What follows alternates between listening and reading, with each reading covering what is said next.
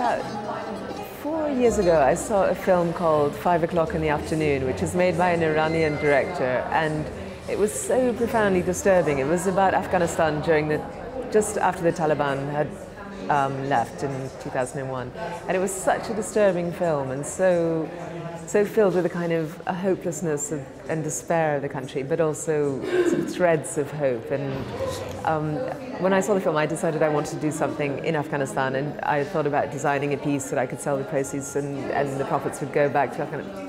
In the end, I couldn't find any way to get in touch with the group I needed to, and so when I got an invitation from Turquoise Mountain to come and design a collection, it was like fate. It was finally the connection had arrived where I could find a way to go and work in Kabul. And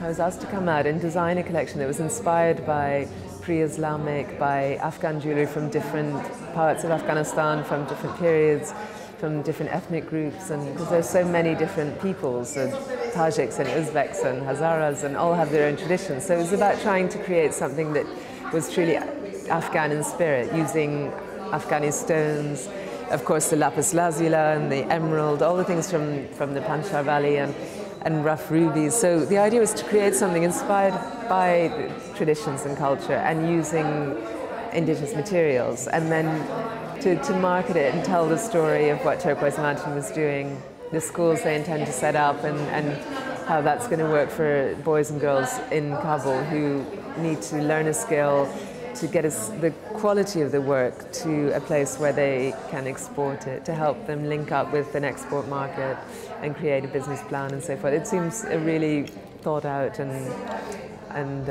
very hopeful project. I was actually a little bit nervous about how they would feel about having a woman and an English woman on top of it, and I was unsure of the reaction and response from people. But of course, in the end, they were absolutely by day 2, when my awkwardness had sort of eased off a bit, and the difficulty was wearing a headscarf and being covered and not knowing if you're offending, or all that just slid away, and they were quite happy for me to take off the scarf, and we just got to work. It was so hot in the workshop that it's kind of an intense little place, but they were wonderful. And they were in a way, they were very amused by the designs because the scale of things was quite big. So the last day, all the men were putting on pieces and they had to be photographed in them, wearing the rings and everything. I think they found it all quite amusing. Pippa's a very well-known UK designer, and she'd been involved originally, in fact, in designing the jewellery for Alexander the Great, the movie, and that had involved making old Afghan jewellery, 2,000-year-old Afghan jewellery. So she saw an opportunity to come out to Afghanistan, look at some of the contemporary stuff, help us to establish this new jewellery school, and design a range which would combine the amazing skills of Afghan jewellers with some of the elements of international fashion and some of the tastes of European and American markets. At some point they had to abandon their workshops at the beginning of the Mujahideen wars and escape to Pakistan, so they seem to make do with not much equipment, and there isn't a huge amount of money floating around for them. So we worked on improving their tools, the tools that they had, and adapting other tools to help them make jewellery to a higher standard. The jewellers that I met there were very interesting. One chap there had 42 years experience, and I've only got about 15, so it was very interesting to swap techniques with him and learn things that he knew and give him some of my information too. I like what she's done. Simple sort of sculptural shapes and good use of the local gemstones, so I was very happy to be working with her stuff. So Turquoise Mountain is an urban regeneration project. We're based in the centre of the old city of Kabul, and 2.5 years ago that area was really almost a slum. About 50% of the buildings had fallen down, about 1 in 5 children were dying before they were 1. Most people in that area couldn't read or write. Most people were unemployed.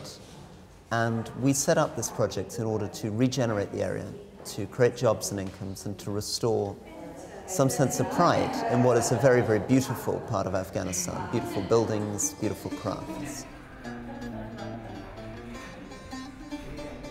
So we began in a very practical way by clearing 12,000 trucks of garbage out of the center of the old city by hand, creating near total employment for every unemployed adult male in the city. And that meant that suddenly water quality improved, people's lives improved. The street level had come down by about 7 feet. The next thing we did was to set up an institute for training traditional craftspeople, woodworkers, ceramicists, calligraphers, and most recently, jewelers. The jewelry department is the latest department in the school. We train women in both gem cutting and making of jewelry. And this is very important because Afghanistan has an amazing resource, amazing natural resource, in lapis lazuli, emeralds, rubies, and it's losing all the value. All these things are exported out to Pakistan or to Burma, where they're cut and polished. We're going to get some of that value back into Afghanistan and hopefully regenerate the country through these kinds of traditional arts. I think the message is a message about development, it's about poverty, it's about creating incomes for very poor people, but it's also about showing that Afghanistan isn't just a charity case, not just something that receives gifts from the outside world, but a source of inspiration for the world, something that's genuinely creative. Afghanistan producing things which are beautiful and which the world wants to buy and to wear. We really are desperately looking for funding and support from people in order to keep this project going. There are many different elements to it. We have a great clinic. We have a primary school with 160 girls and boys in it.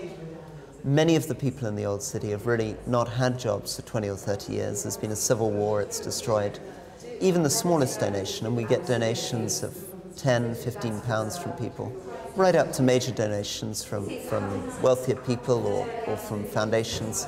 Help us keep this together, help us keep rebuilding the city, fulfilling our responsibilities to the people there, and also making sure that Afghans can generate sustainable incomes. We're not just into doing something which is a short-term impact, but something that can be sustained and supported into the future through the skills they're learning and through the sales they can make of these beautiful objects.